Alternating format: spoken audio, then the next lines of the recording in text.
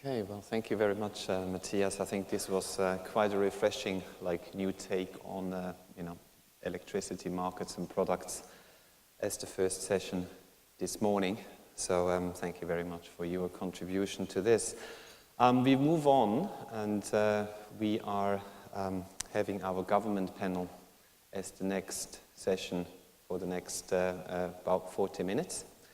And I actually personally look very much forward to this, as I think it's interesting and important for us to hear about energy design, market designs, energy models, and fuel mix choices going forward in any market where you're present in our industry. So I'd like to introduce our moderator of the panel for the next 40 minutes. This is Scott Gregory Minos from the Department of Energy from the United States. Scott has worked in various positions for the United States Department of Energy since 1986. He currently is employed as a senior policy and communication specialist for the DOE's Office of Energy Efficiency and Renewable Energy. Scott's main focus has been on energy efficiency in advanced vehicle technologies and building design. He has worked extensively on a variety of DOE laboratory programs and various DOE initiatives, including Society of Automotive Engineering, EcoCar, Challenge X, and Future Trucks Collegiate Automotive Engineering Competitions, and the biennial Solar Decathlon Collegiate Building and Energy Engineering Competition. Scott received his Bachelor of Science degree in Political Science from Florida State University in 1984, his Masters of Arts in Public Policy and Political Theory from Johns Hopkins University's Institute of Policy Studies at the School of Advanced International Studies in 1988, and his Master's in Public Administration from Princeton University's Woodrow Wilson School in 1993. So please all join me in welcoming Scott Gregory Minos to the stage. This is a very important topic, government regulation, talking about the role of government in the energy markets, how the governments are influencing fuel mix choices and the reasons that they are giving priorities to certain energy mixes, how they're dealing with regulatory issues with power markets, and what the priorities just generally are from their perspective, which might be a little bit different than the private perspective or from the public. So this is, I think, going to give a little bit of a different perspective for day two and should be very different. We have three very different countries coming to represent views on this stage today. And so first I'd like to welcome up to the stage His Excellency Saleh Alawaji from Saudi Arabia. Please come to the stage.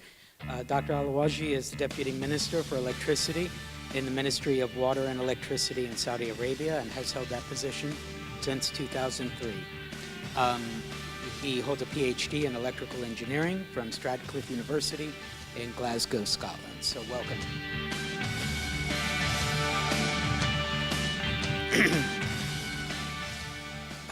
Next is Mr. Alfredo J.Non, if you could please come forward. Thank you. Mr. J.Non is currently one of the commissioners of the Energy Regulatory Commission of the Philippines. He is also the chairman of KPS Outsourcing. He has served in a variety of positions, senior finance positions actually, in mining, refining, and smelting. And he is an adjunct professor at the Asian Institute of Management. So please welcome Mr. J.Non.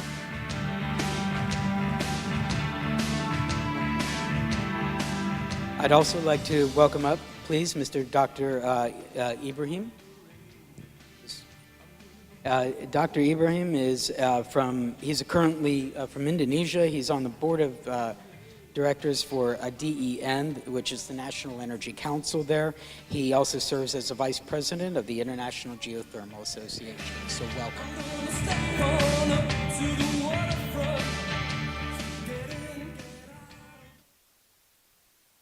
So in starting this, I would point out, I don't know how many people have actually read the Straits Times this morning, but it doesn't escape me that, of course, we're living in a post-Fukushima world, and it's very important worldwide, but of course, especially here in Asia. And in this morning, in fact, in the Straits Times, there is something about Singapore putting in 63 million Singapore dollars into a program to boost nuclear expertise for their country. Some countries here in Asia are, in fact, boosting their efforts in nuclear technology. China, for one, South Korea also, India and Russia all have expressed or are currently working on additional nuclear reactors. At the same time, however, some countries have completely abandoned it.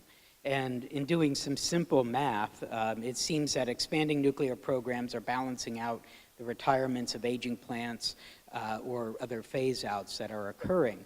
So it may be sort of a balance, but nonetheless, it is throwing the whole region into a little bit of a different flux because of energy profiles, looking at energy mixes, not only for their country, but it has different ramifications throughout the region about people who are producing energy sources.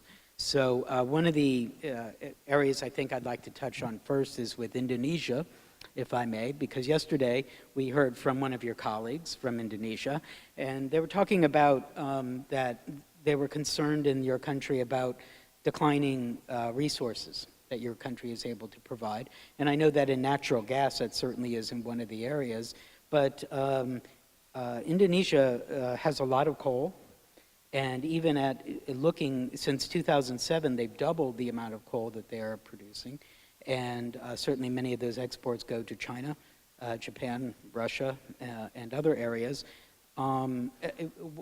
Is Indonesia looking to expand coal? Do they see a future more in coal than they do in nuclear? Or is the expansion and the growth of the Asian markets really being fueled or empowered, I should say, by coal more than other sources of energy, as you see it? Yeah. Good morning, gentlemen. I would like to add my backgrounds. I was 30 years, I'm 30 years with Power Utility of Indonesia and 10 years as director of a state-owned electricity company. Indonesia today still consume a large portion of oil in energy mix, about 45% of primary energy mix. And in electricity itself, we still consume about 18% of oil. And fuel mix of electricity at these times, about 45% coal, and gas about 20%, and only about 17% renewables, large hydro, mini hydro, geothermal, and biomass. Excuse me just a moment. I do think that we actually have a chart of that. If at some point they could pull that up, that would be great. But go ahead, continue. Okay. Indonesia is an archipelago. So we had several power systems, about 15 grids in 4 major islands, and small grids, 100 of small and mini grids. So our energy mix in large systems will be coal, yeah, coal as the backbone, gas, and what we expect minimum of oil consumption and maximum of renewable, depend on availability of renewables. And in small grids, we cannot avoid to use diesel as demand is very small, and we have to provide continuity of supply, and we cannot just rely on solar energy. We have to combine it with diesel. That's what the situation at the moment. And about nuclear power, my colleague yesterday mentioned about declining of resource. But actually the number of resource is still large, even though we are not very rich. Like we have resource of gas, 360 TCF, and also CBM, coalbed methane, about 400 teracubic feet. And also in coal, very rich in coal, about 104 billion tons, billion tons. So resources is not the Indonesian problem. The problem is the infrastructure to between resources and the energy that we need in day-to-day living. to my view, in Indonesia, nuclear is a pro and cons. But after Fukushima, as we also have a large resource of coal and gas, I don't see that we need nuclear. And only few of activists support nuclear power. The reason for us that we see that the projection of cost of nuclear is higher than coal and gas. We are exporting coal, so it is not rational to build nuclear while exporting large coal. Now Indonesia is #1 coal exporter, #1 in the world, about 400 million ton a year. Well, and I think that's more to my point, is that do you see, since nuclear seems to, even in Fukushima, post-Fukushima, even though that seems to be leveling out because some countries are abandoning nuclear, some are expanding, it seems, though, that Indonesia is increasing in their coal exports. My point is that in the region, do you think that coal is going to continue to see expansion, or do you think it will be more in natural gas? Because clearly, in the past 5 years, you've doubled the amount that you're exporting in coal, and certainly you're expected in 2014 to go even beyond that. Yes, coal will be expanded because we need cheap energy. Coal is the partner of renewable. If we don't have coal, if we grow renewables, energy price will be high. And we need to bring the cost down. At this time, the average cost of electricity in Indonesia, 14 cents, while the selling price only 8.5 cents US dollar. And the gap is subsidy. So we have to bring the cost down by putting more coal because the coal is very cheap. And if we have more coal, we have more rooms for renewable. And we have a very large resource of coal. So I believe we need coal because Indonesia is still suffering from energy poverty. Average consumption of electricity only 700 kilowatt hour per capita. The world average is 2,500. So we need to fill the gap to build more electricity to grow the economy. And the cheapest one is coal, and we have coal. So that's the reason why we don't see nuclear. Maybe nuclear after we don't have more coal and gas, then we come to nuclear. This will be after 2100. Well, another energy source you have actually, and was stressed very much yesterday, was a lot of geothermal. And Indonesia is has the third largest generating capacity in the world, behind the United States and the Philippines that are here. What unusual market forces are there in geothermal? Because most countries aren't blessed with as many geothermal resources as you have been, and it's not supplying as much of the market. So what unusual things are you dealing with geothermal? Does it pose anything that's an unusual force in the market? Of course, we have to expand our geothermal capacity. But the problem at these times is maybe because we don't do exploration. The concession area is standard before exploration. So it's hard for the developer to get the funding, the financings of the project. And also another problem is the perception about the price. Developers, yesterday discussion on geothermals, market seems to expect higher price. At this time, the average price is 9 cents. But about 10 years ago, it was only 4 cents to 5 cents per kilowatt hour of geothermal. And the utility, as they are subsidized, they expect lower price. So they prefer coal, because if they have higher price energy component, they have to fight for subsidy. Right. That's the situation. Well, speaking of geothermal, though, also the Philippines is here represented by Mr. Non. What do you find to be unusual about the geothermal market from a government perspective? Is there anything that is different from that in going into the base load? As far as geothermal is concerned, you mean?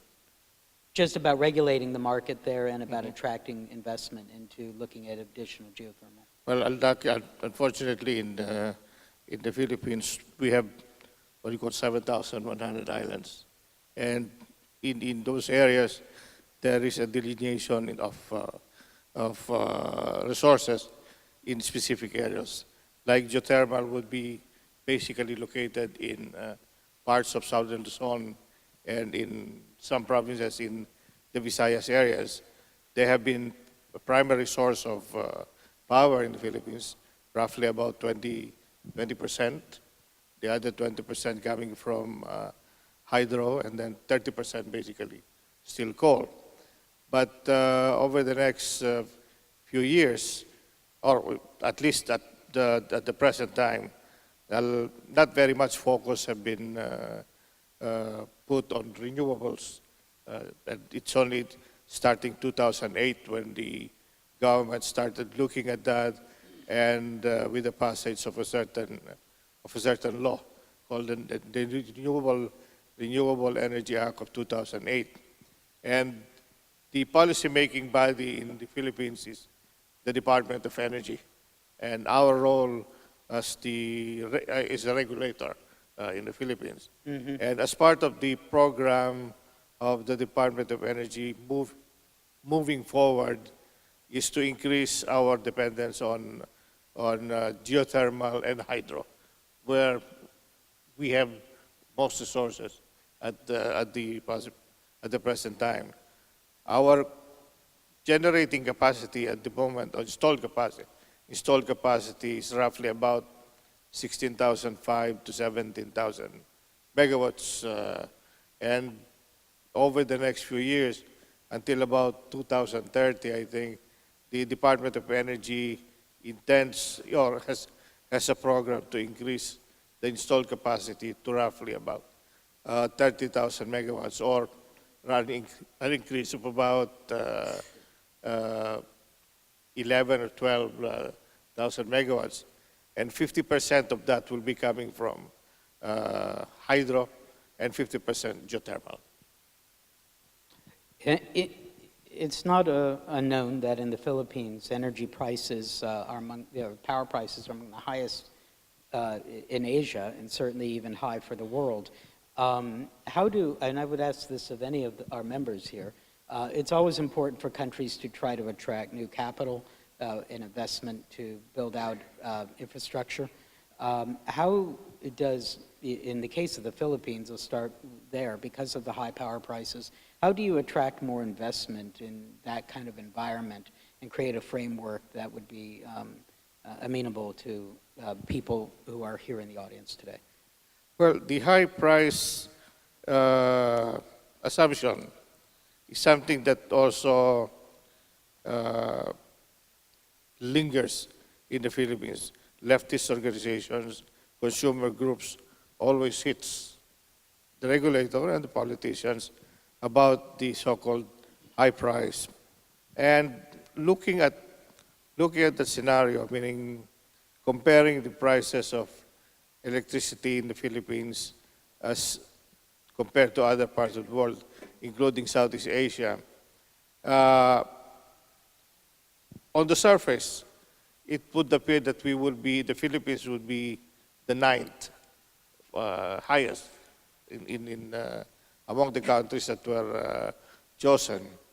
But first, there is a difference between how our cost is derived and how the cost is derived in certain countries. Because in some countries, there are incentives that are being, or subsidies that are being given.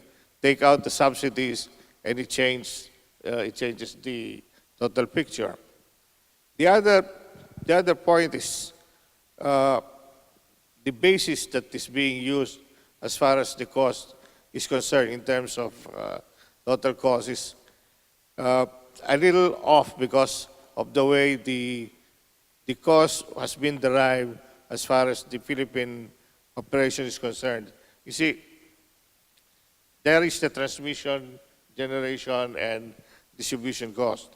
And somehow, I am on my third year as a regulator, and it surprises me also to see that there have been a lot of transmission and generation costs that have been left idle, meaning because of the way the transmission and the generation cost is passed through the consumers by the distribution companies, the estimate cost that is being used on a monthly basis, which should have been adjusted frequently, were not done.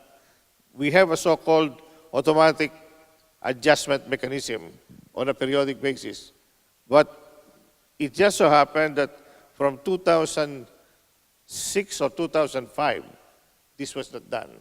And therefore, the adjustments keep coming in since last year and this year, which means that the cost of electricity that has been charged to the by the distributors to the consumers are bloated to the extent of the over adjustments that were done on the transmission and generation side. But it will flow back, because as soon as the adjustments are submitted to the regulator, this will become part of the refund to the consumers in the next 5 or 6 years. Okay. On that note, I'll follow up with that in just a moment, and it's a little bit more about subsidies and about energy efficiency, but more on that. Saudi Arabia certainly has a very long history of foreign investment and working with companies, bringing in them and working with them. How, especially lately with the smart grid, I know there's been many new alliances built with European, American, other Western countries coming in and working with the Saudis on things such as the smart grid, on transmission. How do you continue to encourage investment into the Saudi economy in the transmission side? What is it that you work on mostly to bring in that investment? Thank you, Scott. Ladies and gentlemen, good morning. I'd like once again to thank the organizers for giving me this opportunity to participate in this important meeting. If I may, before I answer your question, give just a little flavor about the Saudi market and the power situation there. Saudi market now is one of the mature market in the far end of Asia, far west of Asia. Our installed capacity now reaching 60,000 megawatt, and we are actually suffering from high rate of growth, which is one of the major challenges in our power system. It's average of 8% annually. Based on that, we have to add a new capacity every year of like 5,000 megawatt. In 20 years from now, we need to double our installed capacity if we do not achieve our goals, especially in energy saving and energy efficiency. The amount of money required for investment is huge, and that is one of the factors perhaps need to highlight in order to make it available in front of the investors. We need for the next 10 years about 130 billion US dollar. And based on that, we need to spend like 13 billion US dollar every year for power projects, including transmission grid as well as distribution network beside the power generation. I assume that the stability of the region and the market potential, and also the intention to develop the power market and link the GCC region with other Arab countries, and at the final end to Europe, these are all factors that I would say encourage the investment to consider the chance in Saudi market. In the past, we actually have good experience. We have number of IPP projects and IWP projects which actually working well, and we can say that we are not now suffering from lack of interest of investors, but there are some considerations that need to be considered in this regard. That is in brief. The government strategy regarding to the energy mix now is first to focus on energy efficiency at both supply and demand. And I think with that we can achieve a lot of gain in order to control the high rate of demand in the sector. Thank you. You have certainly a lot of oil and gas at your disposal. How do you encourage renewable energy investment in a country that is so rich with resources of fossil fuels? How do you try to encourage a government to invest in more renewable sources in the future? As you are well aware, Saudi Arabia is one of the leading countries beside the United States, starting mid-70s of the last century, investigating the possibility of using renewable energy. And that was actually a joint program, lasted more than 20 years and concluded at the end that the economical considerations are the major obstacle against moving forward in enhancing the use of renewable. However, with the recent interest growing worldwide and more focus about developing renewable energy, Saudi Arabia has reconsidered the possibility of introducing renewable energy. As you are aware, Saudi Arabia is blessed with a lot of natural resources, oil and natural gas, and it is one of the major energy exporter. However, at the same time, it is now intending to promote the use of renewable energy, not due to the shortage of energy sources, but in order to save oil and natural gas for better use. The government policy in this regard is to review the situation again and move forward in order to enhance the use of these resources.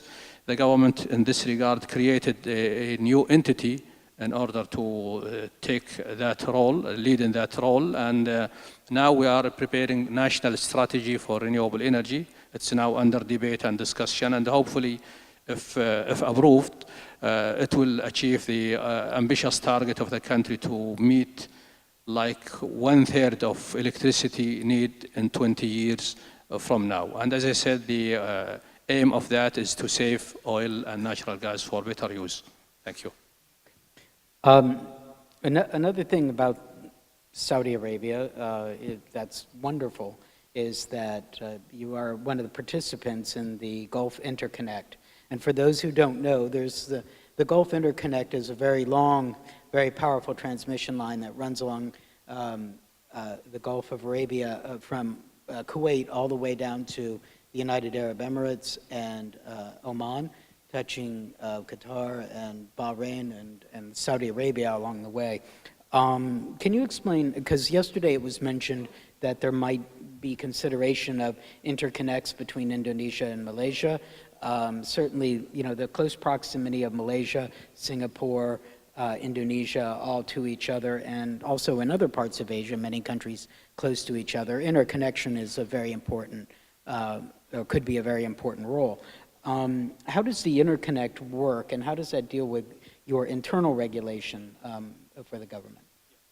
I think the experience of connecting the Gulf region in one grid is a good experience, and it is worth mentioning and sharing the experience with you, ladies and gentlemen. Essentially, the grid between the 6 GCC countries, Saudi Arabia, United Arab Emirates, Bahrain, Qatar, Kuwait, and Oman, is based on the reserve sharing. It wasn't actually targeting to create a power market, but for reserve sharing only. And based on that, it was very cost effective. We spend like $1.5 billion for this project, and it based on the calculation, it saves like between 6 to maybe $8 billion in adding a new capacity of generation. Without this grid, every individual country has to build its own spare capacity. But with that grid, it saves like 5,000 megawatt for the reserve sharing in the region.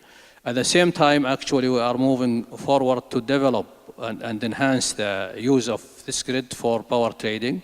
And we are very hopeful to have it more effective in energy trading.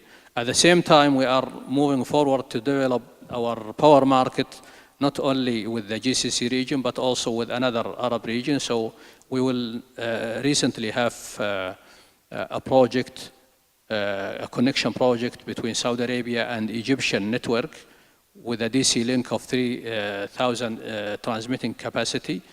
When this grid be in place within 3 years from now, it will link the 6 GCC countries with another 8 Arab countries. In the far future, we are targeting the European market through Turkish corridor. Now we are investigating the possibility of connecting Turkish network with Saudi network with 5,000 megawatt of DC link. And in the medium term, within the next 10 years, it's our hope to approach the European market, adding the capacity up to 10,000 megawatt of grid to Turkish corridor and perhaps other connecting points through the European market. The aim behind that is to enhance the power market, since in our region we are suffering from a high variation of peak load between summer and winter. At summertime, and due to air conditioning, we are almost approaching our installed capacity. While in winter time, 50% of our installed capacity is not used. So in this regard, if we have this grid with the European market, we will be able to export electricity at winter time and import electricity at summertime. And with that, I think we will improve the efficiency, overall efficiency of the not only Saudi network, but also the region network as a whole. Thank you. The transmission, if it's flexible enough, works really wonderful in that way. The United States does not have a strong federal system when it comes to transmission. It's largely based on the states, but because we're such a large country and there's such various types of climate, that at different times of year, depending, sometimes power is sent to the north to warm homes, and then at other times of the year, power from the north is sent to the south to cool homes, where it's very, very hot. So the elasticity and strength of a grid is very important to be able to share that kind of electricity, especially across borders. And so the GCC is certainly a great success story, and it sounds like it's doing very good things for the viability and the vibrancy of the Middle East. On challenges, though, Mr. Ibrahim, Dr. Ibrahim, I would go to you on this. The United States, as well as your country, have suffered recently with hurricanes or typhoons hitting our areas and knocking out very large areas from power because of these bad storms. Also recently, of course, there's tsunamis, not only in Japan, but the one here that had hit Indonesia, as well as Sri Lanka and India and Thailand and many other places. How does your country prepare for natural disasters such as this, or cyber attacks, intentional vandalism? What steps do you take to make sure that the grid is secure for such things and can bounce back fairly resiliently? Yeah, thank you, but I'm not expert on it. Maybe I can guess the answers, yeah, about natural disaster. I'm energy and electricity, but I know that the government has established an institution to deal with natural disasters and also with the crimes. If you ask about energy and electricity, I will provide the answer. But if about security, I'm sorry, I don't know very much. Okay. Mr. Non, actually, the Philippines certainly is very subject to these cyclones and typhoons as well, earthquakes, things such as that. Yeah, that's an unfortunate thing that the Philippines is part of that typhoon belt and earthquake belt. But the Transco, or NGCP, is the entity that is tasked with actually maintaining the integrity of the grid. But in certain areas, there have been moves already in terms of changing the way the distribution facilities are being done. Like there are at least 2 or 3 cities that would require underground installations, and nothing above the ground, starting about 2 or 3 years ago. Now, in the last typhoon, I think that's Typhoon Yolanda, the irony of that is that the province or the city that was badly hit was the place where the Secretary of Energy came from, you know, and so he was he was given the big task of maintaining and restoring everything within a certain number of months. It is also the place where the biggest geothermal facility is located, but that was up within a certain number of days. At this point, the only thing that I guess the transmission company can do is really to maintain a certain integrity of the grid, and within certain parameters that are given to them, like for example, it has to be built within the specifications that would be able to withstand an earthquake that would be about 7 or 8, something like that. There are certain specifications that had to be lifted up because of the calamities that are coming in and out of the Philippines. In the U.S., I know that we're looking a little bit at distributed generation, trying to make sure that if there is something that's taken down, it doesn't affect quite as large of a space. Such large, huge areas were taken out by Hurricane Sandy, which hit New York City, dead on, and that never happens. But it took out huge data centers and things, and it really did cause quite a bit of disruption for a very long time. So the idea of distributed generation is something we're looking at very strongly. I'd like to ask, we have about 10 more minutes. I'd like to go to the audience and ask if anybody in the audience has any questions for any of our members here. This is your chance to get their government perspective. Raise your hand if you have any questions.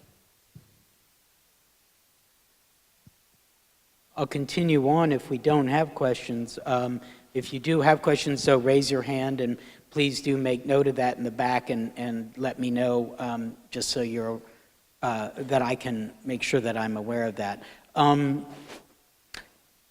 Demand response, something I think that's really very important. Yesterday we talked a lot about demand response, and there was a concern that governments are not taking enough interest in looking at efforts to do demand response.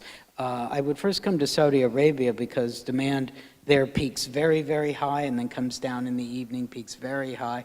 Demand response and doing energy storage. What role does this play in your planning overall? It must be a very important part of the planning. Yes, it is really true, and as I indicated, that there is a large variation between peak load at summertime and winter time.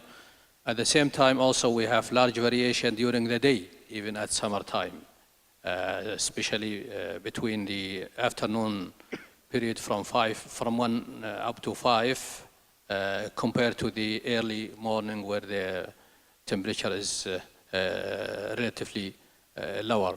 So in order to have the right response, actually, there is now ongoing number of programs for demand management.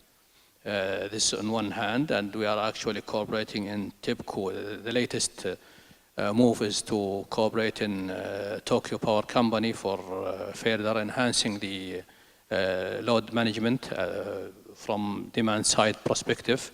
This one action. The other action now is to think seriously of energy storage, and we are considering the pump storage as one option for storing energy and to manage the peak load. Maybe you're surprised if I say hydro pump storage, since Saudi Arabia also is in shortage of water resources, no rivers, not at all, but As a matter of fact, we are considering the pumping of water, of seawater, to the high mountains in the east, in the west coast, and release them at a time where we have a need for power. And based on investigations, we found a number of sites with the range of 500 up to 1,000 megawatt of possible hydro storage. This is for seawater pump storage. The other site is one of the largest dam in the far southeast of the country, where we have a huge valley with a dam of capacity storage of about 200 million cubic meter. And in that site also we can use fresh water for installing pump storage of 1,000 megawatt. And I think with that we can cope with the demand response. At the same time, introducing renewable energy, especially to be grid connected at the peak time, where the peak time is also simultaneously with the high solar radiation. I think with that we can, work effectively in order to manage the high variation and sharp peak load. Thank you very much. Well, this is the last call for maybe one question. Okay. Well, if there are no questions then, I would just like to once again thank my speakers. They come from a variety of different perspectives, different places. If you do see them later today, please do approach them if you have other questions. But at this time, just would like to thank their participation here, and thank you all.